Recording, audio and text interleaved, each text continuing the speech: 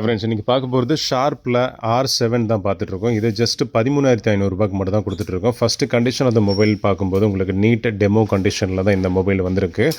இந்த mobile launch ஆகும்போது கிட்டத்தட்ட 60,000-70,000 ருபீஸ்க்கு லான்ச் ஆகிருக்கும். ஏன்னா 8 ஜென்னில் வரக்கூடிய ஒரு மொபைல் தான் இது. செம்ம ஃபாஸ்ட்டாக இருக்கும்.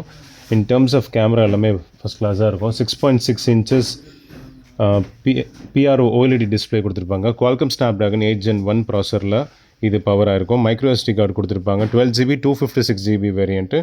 47.2 கேமரா மெகாபிக்சல் கேமரா கொடுத்துருப்பாங்க.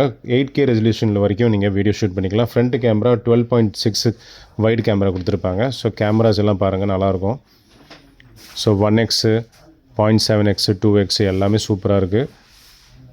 ஸோ ஃப்ரண்ட் கேமராவும் பக்காவாக இருக்குங்க. ஸோ இதில் எதுக்காக நம்ம இந்த ரேட்டுக்கு கொடுத்துட்ருக்கோம், கம்மி ரேட்டில் கொடுத்துட்ருக்கோம் அப்படின்னு சொல்லி கேட்டிங்கன்னா, இங்கே லைட்டாக சின்ன டாட்ஸ் இருக்குது. இந்த டாட்ஸ் உங்களுக்கு எக்ஸ்பேண்ட் ஆகாது, இருந்தாலும் உங்களுக்கு ஓப்பனாக சொல்லிடுறோம். ஒரு பிக்சல் டாட்டு தான், ரொம்ப ரொம்ப குட்டியான ஒரு அளவுக்கு தான் டாட்ஸ் வந்திருக்கு. ஸோ இந்த டாட்ஸ் இருக்கிறதுனால உங்களுக்கு கம்மி ரேட்டில் 13,500 ருபீஸ்க்கு கொடுத்துட்ருக்கோம். இது கிட்டத்தட்ட செகண்ட்ஸ்லேயே பார்த்தீங்கன்னா 20,000 ருபீஸ் வரைக்கும் போயிட்டுருக்கு. 8 Gen 1 ப்ராசர், 5000 mAh பேட்டரி, 27 வாட் வரைக்கும் வயர்டு சார்ஜர் நீங்கள் யூஸ் பண்ணிவிட்டு இந்த மொபைலில் போய் சார்ஜ் பண்ணிக்கலாம். செம்ம ஃபாஸ்ட்டாக இருக்கும். கேமிங் பர்பஸ்க்காக நீங்கள் வாங்கிக்கலாம். இல்லைன்னா நல்லா பர்ஃபார்மன்ஸ் ஓரியன்ட் மொபைலாக வேணும்னா இந்த மொபைல் நீங்கள் தாராளமாக வாங்கிக்கலாம். ஜியோ 4G, ஏர்டெல் 4G எல்லாமே ஒர்க் ஆகும்.